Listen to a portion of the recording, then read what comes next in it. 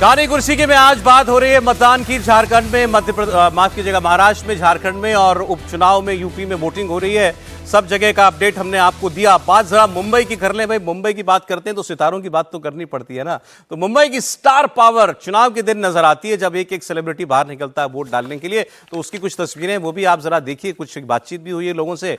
महाराष्ट्र में वोटिंग करने के लिए कौन कौन से चेहरे पहुंचे हैं? अक्षय कुमार, सुनील शेट्टी, अनुपम खेर, जॉन इब्राहिम, कार्तिक आर्यन, इनके अलावा रितेश रोजनेलिया, एकता कपूर, शर्लिन चोपड़ा, रकुल प्रीत, हेमा मालिनी, तमाम ये सेलिब्रिटीज जो हैं ये वोट डालने के लिए आज पहुंचे हुए हैं। ये अच्छी तस्वीर होती है जब मुंबई में सब वोट डालने के लिए आपको एक साथ ये सारे फिल्मी सितारे जो हैं वो दिखाई देते हैं। और अच्छी बात है, इनके जरिए एक मैसेज भी जाता है। बल्कि चर्चा अभी तो ये ढूंढ रहे थे हमारे मेहमान की कौन कौन सा बड़ा सितारा आज नहीं निकला है वोट डालने के लिए। आप किसको देखना चाह रहे थे जो नहीं दिखे? नहीं, मैं जया बच्चन मैडम को देखना चाह रहा था, मैं अमिताभ बच्चन जी को देखना चाह रहा था, सलमान, शाहरुख को देखना चाह रहा था कि वो चुनाव मतलब मतदान करने के लिए निकलेंगे। जो बड़े स्टार कास्ट अभी, और ये रणवीर कपूर, हाँ रणवीर कपूर है अभी बड़े स्टार। अभी जो है सलमान, आमिर का भी अभी आया नहीं है। अमिताभ बच्चन वोट हमेशा डालते हैं, वोट डालते हैं, लेकिन अभी तक नहीं आया। मुझे लगता है सुबह डालेंगे। बड़े उद्योगपति का भी इस बार लग रहा था कि सलीम खान जरा सुन लें एक बार। सलीम खान कुछ कह रहे हैं अगर।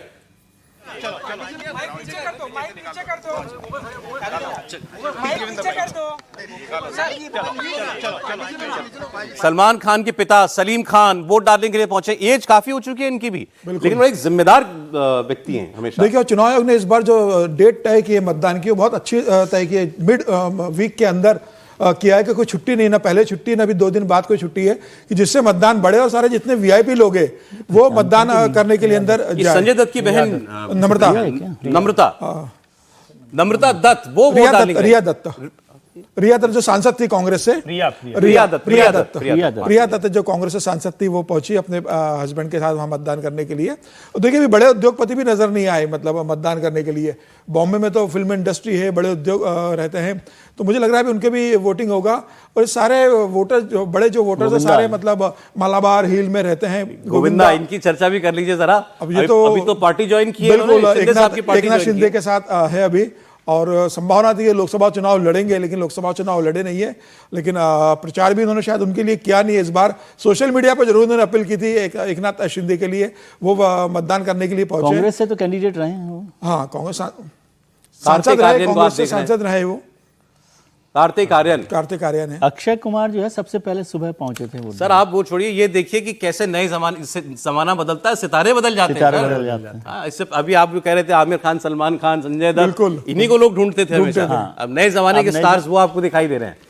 अक्षय कुमार वोट डालने के लिए आए हैं। अक्षय कुमार भी वो सुबह आ गए थे। सबसे जल्दी उठने वाले लोगों में से भी है ना। 10 बजे सो जाते, 4, साढ़े 4, 5 बजे उठ जाते, इसीलिए वो सुबह सबसे पहले आने वालों में से हैं। तो फिर ये तय हुआ कुछ आपके बीच में मुंबई किसकी?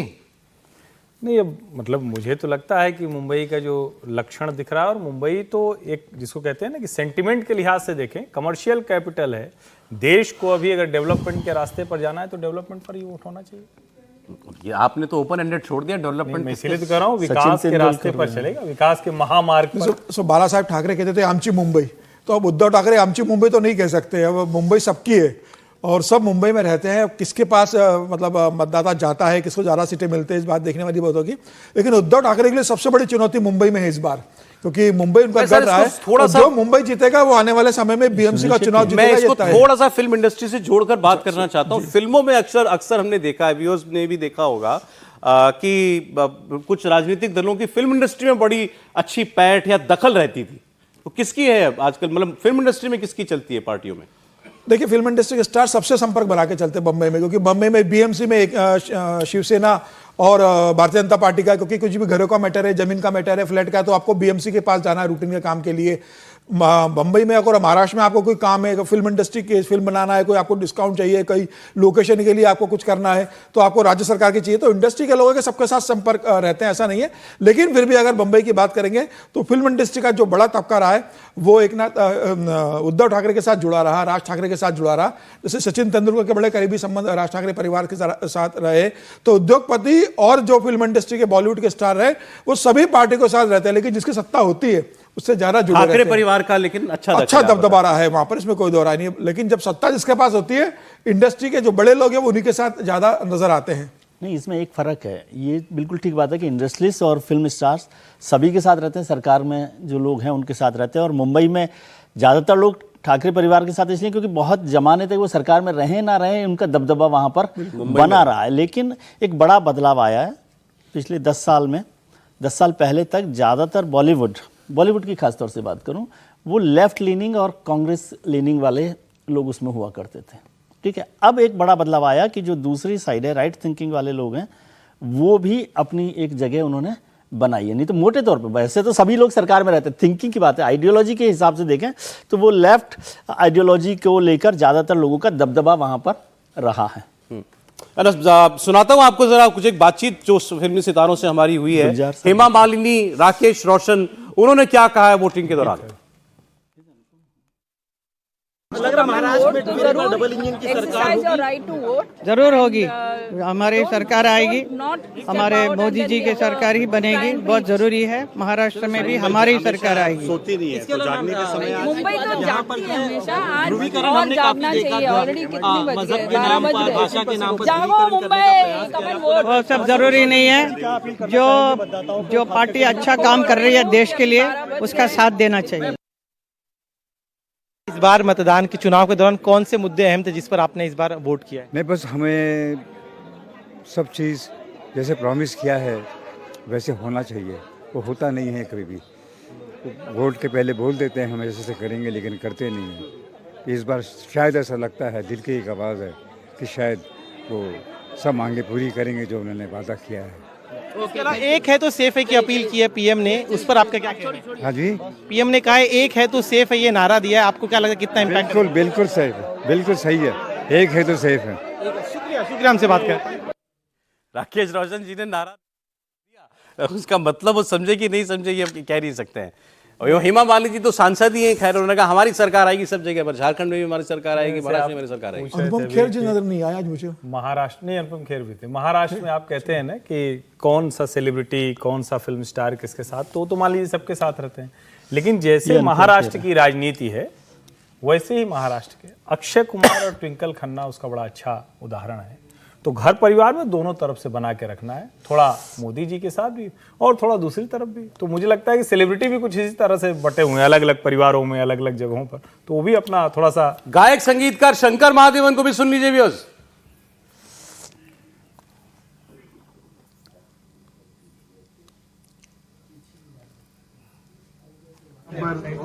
अपना वाशी शहर जो है नवी मुंबई बहुत ही पीसफुल, शांति है यहाँ पर, और बहुत अच्छा से बंदोबस्त किया है यहाँ पर।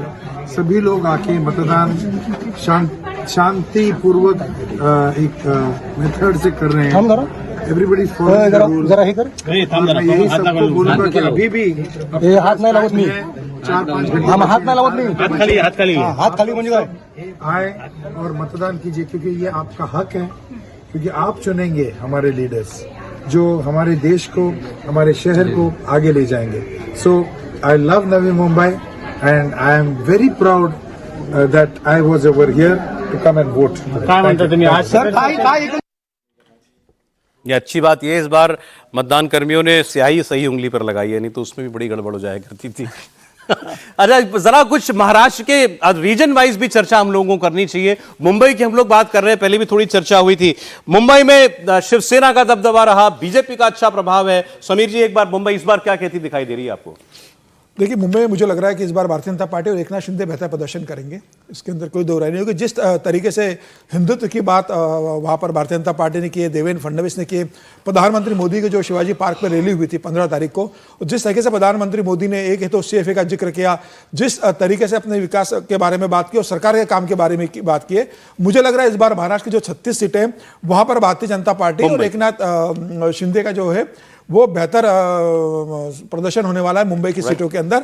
उद्धव ठाकरे के लिए सबसे बड़ी चुनौती मुंबई की 36 सीटें होने वाली है, क्योंकि ये उनका गढ़ है। यहां जो ज्यादा सीटें जीतेगा ये तय है कि आने वाले BMC चुनाव में जब चुनाव की बात होगी वहां पर BMC पे उसको ज्यादा सीटें। मुंबई आपकी तरफ से, आपके हिसाब से महायुति बेटर करेगी? बिल्कुल सर, आपके हिसाब से सर? मुंबई में अभी जो माहौल बना हुआ उसमें महायुति का भारतीय जनता पार्टी और शिवसेना, एक्चुअली वो शिवसेना का गढ़ रहा है और शिवसेना की ताकत जो है उद्धव ठाकरे से अब एकनाथ शिंदे जी के पास आ गई है मोटे तौर पर। तो इसलिए बहुत संभावना है कि मेजर चंक जो है वो उनके पास जाए, लेकिन ऐसा नहीं है कि उद्धव ठाकरे को वहां पर सीट्स नहीं मिलेगी। अच्छा बेटर महायुति करेगी, बेटर महायुति। हर्षवर्धन जी ने भी यही कहा था मेरे ख्याल में। मुंबई ठाणे और पूरा कोंकण, मुंबई वो ठाणे पूरा कहते वही हैं, तो शिवसेना उसके बाद फिर रत्नागिरी, सिंधुदुर्ग, कोंकण को भी जोड़ लीजिए, यहाँ कोंकण भाजपा को भी बहुत जोड़ मजबूत है, लीजिए। यहाँ भाजपा का क्योंकि संगठन बहुत यहाँ मजबूत है। भारतीय जनता पार्टी संगठन बहुत मजबूत है। जिस बीएमसी में कहते हैं तो 95 मेरे ख्याल से शिवसेना थी, तो 83 के आसपास भारतीय जनता 80 पार्टी 83 थी। हाँ। तो इसलिए ये भी देखना चाहिए, जब उसके साथ शिवसेना एकनाथ शिंदे आ गई तो उसकी ताकत बहुत बढ़ गई। मेरा ये मानना है कि मुंबई, ठाणे,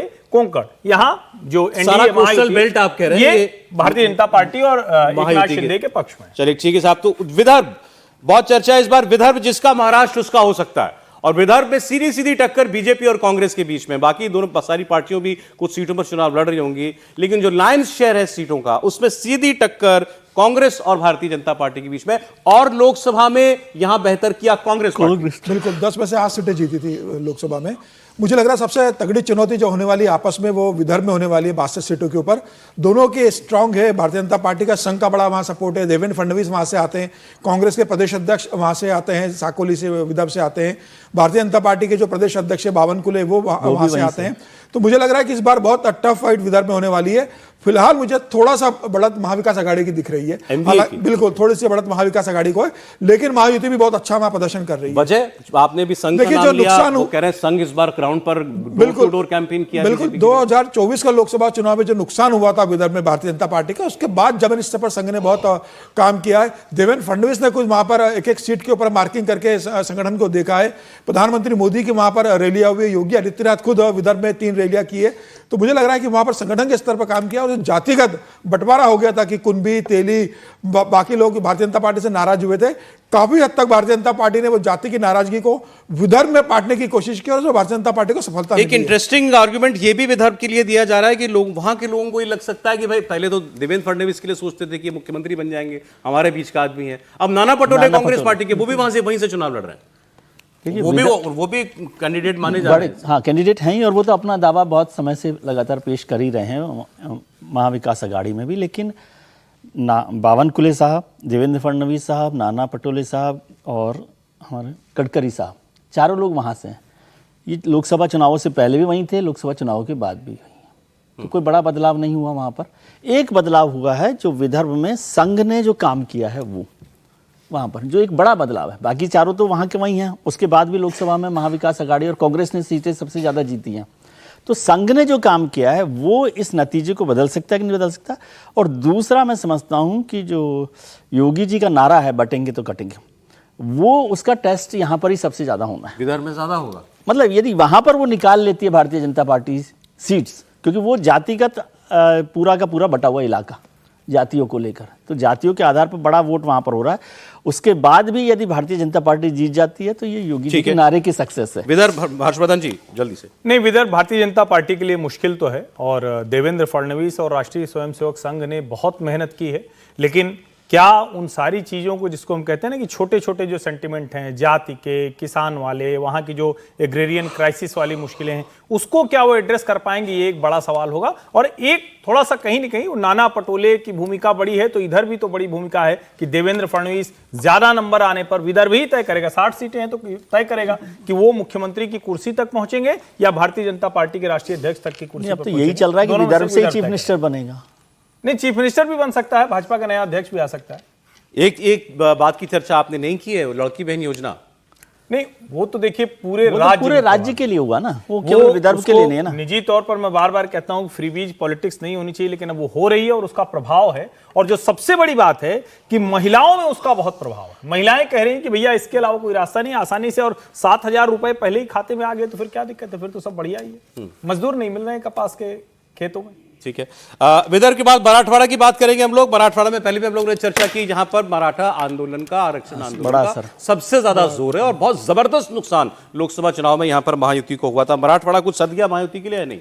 नहीं, मुझे लगता है मराठवाड़ा में एक बड़ी चुनौती बनी हुई है अभी महायुति के लिए, क्योंकि जिस तरीके से मराठा और ओबीसी के अंदर बंटवारा हुआ था और जिस तरीके से मनोज जरांगे लगातार भारतीय जनता पार्टी के खिलाफ, महायुति के खिलाफ वहां पर मराठा युवाओं को उकसाते रहे या उनको भड़काते रहे कि भाई महाविकास आघाड़ी की सरकार आना चाहिए, तो ये एक बड़ा वहाँ पर भारतीय जनता पार्टी के लिए एक समस्या है वहाँ पर महायुति के लिए। हालांकि एकनाथ शिंदे ने वहाँ बहुत कोशिश की संभालने की, लेकिन मुझे लग रहा है कि विदर्भ के बाद एक मराठवाड़ा है जहाँ महायुति को बहुत कड़ी चुनौती मिल रही है महाविकास आघाड़ी से, और यहाँ भी थोड़ा सा मुझे लगता है कि एज मिला हुआ, जैसे बीड़ की सीट है, बीड़ से शुरू हो जाता है मराठवाड़ा के एरिया, तो मुझे लग रहा है कि वहाँ अभी, और पंकजा मुंडे ने जिस तरीके से बयान दिया बीड़ में कि बटेंगे तो कटेंगे, यहाँ का नारा नहीं है, तो वहाँ मुझे लग रहा है कि थोड़ी एक महायुति के लिए तगड़ी। तो मराठवाड़ा में भी आप एमवीए को एज दे रहे हैं, विदर्भ में भी आपने बताया कि कांटे की टक्कर, दोनों मिला के 108 सीटें होती है, दोनों मिलाकर के 108। एक सवाल मेरे मन में आता है, क्या एक मराठा विनोद तावड़े को जिस तरह से फंसाने की साजिश हुई, इसका कोई असर नहीं होगा मराठा वोटरों पर? सीरियस नोट पर, ये एक बार बार कहा जाता है ना, विनोद तावड़े मराठा चेहरा है, और क्या जिस तरह से हुआ, क्योंकि ये हर कोई जानता है चुनाव में पैसे चलते हैं, पैसे का प्रभाव होता है, लेकिन राष्ट्रीय महासचिव 5 करोड़ रुपया लेके घूमेगा, और 5 करोड़ क्या मतलब 50 लाख रुपया भी नहीं मिला, 9 लाख रुपए कुछ मिले हैं, वो भी उनके हाथ से तो मिले नहीं, तो क्या इसका कोई असर नहीं होगा? अब मैं पश्चिम महाराष्ट्र की बात कर लेता हूं, तो सुप्रिया सुले पर जो आरोप लगाया है 2000 करोड़ के बिटकॉइन का, नहीं देखिए विनोद तावड़े की समस्या ये है सर कि महाराष्ट्र की आधी जनता जानती नहीं कि मराठा है, मतलब उनको मराठा नेता माना ही नहीं जाता महाराष्ट्र का। जो बाकी बड़े नेताओं ने इतना मराठा को दबदबा बना लिया है कि विनोद तावड़े से बहुत बड़ा फर्क पड़ेगा मुझे नहीं लगता। हाँ, बोरीवली के एरिया जो एरिया वहां इस बात का फर्क पड़ सकता है, लेकिन उद्धव ठाकरे के लिए एक बड़ी समस्या ये हो रही है कि जिस तरीके से नाना पटोले को कहा जा रहा है कि उद्धव ठाकरे ने अपमानित किया, बैठक में नहीं आना दिया, कुणबी समाज के अंदर ये बड़ा मैसेज गया है कि उद्धव ठाकरे ने नाना पटोले को अपमानित किया, बैठक से बाहर किया। तो अगर कुणबी मतदाता अगर भारतीय जनता पार्टी के पास लौट आता है नाना पटोले का अपमान देखकर, तो मुझे लग रहा है कि ये भारतीय जनता पार्टी के लिए बहुत एक अच्छी खबर होगी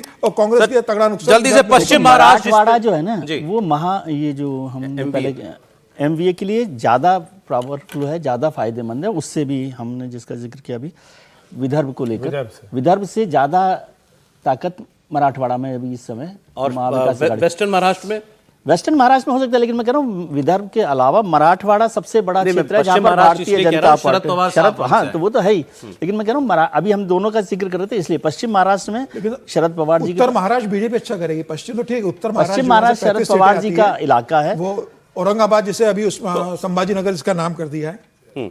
तो आप लोगों का जो असेसमेंट है उसके मुताबिक मुंबई, ठाणे, कोंकण और नॉर्थ ये बीजेपी के लिए क्लियर दिखाई दे रहे हैं, मतलब अच्छे दिखाई दे रहे हैं, और विदर्भ, मराठवाड़ा और पश्चिम महाराष्ट्र में टफ फाइट, और इसमें महाविकास आघाड़ी बेहतर कर सकती है, लेकिन ज्यादा सीटें तो यहीं से आ रही है जो आपने बताया। इसमें दो फर्क है सर, जहां भारतीय जनता पार्टी मजबूत है वहां भारतीय जनता पार्टी बहुत लंबी लीड देने वाली है, और विदर्भ में मराठवाड़ा और क्या जो पश्चिम महाराष्ट्र है, यहाँ महाविकास को लीड जरूर मिल रही है, लेकिन महायुति कमजोर नहीं है, तगड़ी फाइट के अंदर है। तो जहां भारतीय जनता पार्टी और महायुति मजबूत है वहां विकास आघाड़ी से वो बहुत आगे निकल जाएगी, और जहां वो कमजोर है वहां वो तगड़ी फाइट देने की स्थिति में बन गई है। तो मुझे लग रहा है इस आधार पर अगर देखा जाए तो 23 तारीख को जो परिणाम आएगा, मुझे लगता है कि वो महायुति का पल्ला अंतिम समय में भारी हो जाएगा। चलिए अच्छा, झारखंड की बात निर्दलीय भी बड़ी भूमिका निभाएंगे सर, निर्दलीय भी कम से कम 14, 15 या 18 निर्दलीय जीत के आ सकते हैं, उनकी भी एक बड़ी भूमिका इस बार। उनकी पहचान पहले हो चुकी है, कौन किसके साथ होगा? बिल्कुल, जो उम्मीदवार लग रहे हैं उनको सब व्यवस्था की जा रही है, सरकार के साथ ही रहते हैं, जो व्यवस्था मशहूर हो गई थी हरियाणा के चुनाव से, वो व्यवस्था हो गया, हमारी व्यवस्था बिल्कुल पूरी है। झारखंड इलेक्शन, झारखंड में दूसरे चरण का मतदान हो रहा है आज, और 38 सीटों पर वोट डाले जा रहे हैं। पहले फेज में 43 सीटों पर वोटिंग हुई थी। अब ये फेज जो है खास तौर पर जो बटोगे कटोगे और बांग्लादेशी घुसपैठी आ जाएंगे, ये उसका असल इम्तिहान इन इलाकों के अंदर आज होने जा रहा है। और योगी जी ने जितना जोर लगाया है, देखते हैं उस योगी जी हो, हेमंत बिश्व शर्मा हो, शिवराज सिंह चौहान हो, उनके कैंपेन का, उनके चुनावी मैनेजमेंट का असल टेस्ट इस फेज के अंदर होने जा रहा है। हर्षवर्धन जी। नहीं, मुझे लगता है कि झारखंड एक जिसको कहें कि जो हम लोग पहले भी चर्चा करते रहे कि राष्ट्रीय राजनीति की ओर पूरी तरह से जाएगा क्या, हालांकि वो जब से बना है तब सब राष्ट्रीय राजनीति की तरफ ही ज्यादा गया। अब सवाल यह है कि क्या क्षेत्रीय दल के तौर पर झारखंड मुक्ति मोर्चा, और देखिए कांग्रेस कुछ कर नहीं पा रही, कांग्रेस का कोई वहां प्रभाव नहीं है, कुछ भी ऐसा नहीं दिख रहा है, तो सारी ताकत इन्हीं को लगानी है। अगर झारखंड मुक्ति मोर्चा अपनी बहुत ताकत दिखा दे तो बात अलग है, लेकिन मुझे जो दिख रहा है, जिस तरह से आदिवासी सीटों पर भाजपा ने कोशिश की है, वहां भारतीय जनता पार्टी की अगुवाई में पूर्ण बहुमत की सरकार बनती हुई दिख रही, कोई बहुत दिक्कत मुझे नहीं दिखती। ऐसा पहले तो बोलने वाले बहुत लोग मिलते थे जो कह रहे थे कि क्लियरली यहाँ पर बीजेपी को एनडीए की सरकार बन जानी चाहिए। हाँ, लेटली लोगों ने कहना शुरू किया नहीं, हेमंत सोरेन भी अच्छा चुनाव लड़ा। देखिए, हेमंत सोरेन के ऊपर अगर आप ध्यान से देखिए तो भारतीय जनता पार्टी ने जो एक समय में लग रहा था कि ईडी पकड़ लेगी, कैसे राजभवन में उनका इस्तीफा कराया गया, उनके ऊपर हमला ही नहीं किया। क्यों नहीं किया? इसीलिए नहीं किया कि आदिवासी सेंटिमेंट नहीं उभरना चाहिए। उनका हमला क्या था कि आदिवासी बेटी है और घुसपैठिया जमाई हो जा रहा है, घुसपैठियों का जमाइयों का गांव हो जा रहा है। वो कहीं से भी, और आप पूरी कैंपेन में देखें तो जो हेमंत पर भी हमला है वो क्या है? हेमंत सोरेन पर हमला है कि घुसपैठियों को आपने बसा लिया, आपने वहां के आदिवासियों का हक मार लिया। फिर वो लेकर आते हैं बिरसा मुंडा, फिर वो लेकर आते हैं सिद्धू कानू, फिर वो लेकर आते हैं वहां जो जिसको कहते हैं ना गिफ्ट डीड जो होती है कि आदिवासियों को, तो वो सारे मुद्दे विशुद्ध रूप से आदिवासियों से जुड़े हुए और गैर आदिवासी मतदाताओं के लिए भारतीय जनता अब ये पार्टी घुसपैठिए वाला मामला आप सोचिए, जो उन्होंने ठीक कहा कि हेमंत सोरेन पे भी हमला घुसपैठियों के बहाने है कि घुसपैठिए यहाँ आ गए हैं। और ये सारा बेल्ट जो है ये पश्चिम बंगाल से लगा हुआ, जो कहते हैं बिहार और पश्चिम बंगाल से लगा हुआ बेल्ट, जहां से घुसपैठियों के आने की बात है। कांग्रेस भी तो यही कहती है, जेएमएम यही तो ये कहती है, घुसपैठिए आए कहां से? हमारी सीमा झारखंड की कोई बांग्लादेश से तो लगती नहीं है। तो यही आरोप है कि बिहार से खास तौर पर आते हैं यहाँ पर और यहाँ आकर बस जाते हैं। मैंने तो वो ऐड देखा सर जो बैन कर दिया चुनाव आयोग ने बीजेपी का, उसमें वो भी इसी पर है पूरा, ये घर के अंदर सब घुसपैठिए मुसलमान आकर के कब्जा कर लेते हैं। उसको बैन करवाया है जेएमएम और कांग्रेस ने। ये जो मुद्दा है घुसपैठियों का, ये बड़ा मुद्दा है, लेकिन भारतीय जनता पार्टी इस मुद्दे को कितना बना पाई है, ये इस पर नतीजे पर असर पड़ेगा। और भारतीय जनता पार्टी की जीत का एक बड़ा कारण ये हो सकता है, क्योंकि और देखिए जो मुख्यमंत्री हैं हेमंत सोरेन, उनके खिलाफ भारतीय जनता पार्टी, आप कहें भले ये कह सकते हैं कि रणनीति के तौर पर, लेकिन वो लड़ाई लड़ी नहीं पाई। उनको जो करप्ट चीफ मिनिस्टर बनाकर आपने जेल भेजा था, वो करप्शन पर तो आपने लड़ाई नहीं लड़ी, वो बना ही नहीं मुद्दा। और उसको लेकर जो लड़ाई लड़ सकते थे वहां पर आप गए नहीं, तो घुसपैठियों पर आ गए। और घुसपैठियों का कितना मुद्दा बन पाता है, क्या आदिवासी इस मुद्दे को उसी तरह से स्वीकार कर रहे हैं, वो एक बड़ा इशू होगा। लेकिन इतना तो बता दीजिए यहाँ पर कौन आगे दिख रहा है? लेकिन पहला एक चुनाव में देख रहा हूं जहां पर एक आदिवासी मुख्यमंत्री और एक राज्य के बाहर के सारे नेता चुनाव लड़ रहे हैं। इसमें गैर आदिवासी का चुनाव ही नहीं है। हेमंत बिस्वा शर्मा, शिवराज जी, योगी जी, ये सब लोग हैं। आपको याद है कौन कौन लोग हैं भारतीय जनता पार्टी? चुनाव में कौन आगे दिख रहा है फिर भी आपको? भारतीय जनता पार्टी ने बेहतर किया है, ऐसा लगता है। जीतेगा तो कौन आगे? मैं एक लाइन जोड़ देता हूं सर, विजय जी जो कह रहे थे इसके अंदर कि हेमंत सोरेन कह करके भारतीय जनता पार्टी को बहुत फायदा नहीं हुआ, लेकिन उसी कारण तो चंपई सोरेन भारतीय जनता पार्टी में आ गए। अगर हेमंत के ऊपर नहीं होता, चंपई मुख्य नहीं बनते, तो चंपई सोरेन कहां से आते? वो एक भारतीय जनता पार्टी को फायदा रहा कि चंपई सोरेन मिल गए। मुझे लग रहा है कि भारतीय जनता पार्टी और एनडीए वहां पर आजसू के साथ मिलकर पूर्ण बहुमत की सरकार बनाने वहां पर इस बार जा रही है, इसमें कोई दो राय नहीं। अरे आपने बस एक लाइन में, यूपी का नहीं आपसे पूछा भाई, 9 सीटों पर उपचुनाव हो रहा है आज, ज्यादा सीटें किसके पास जाती दिख रही? भारतीय जनता पार्टी जीतेगी 9 में से ज्यादा। मुझे 5-4 का जो परिणाम है वो आता दिख रहा है भाजपा के पक्ष में। भाजपा के पक्ष में 5 और 4 समाजवादी पार्टी।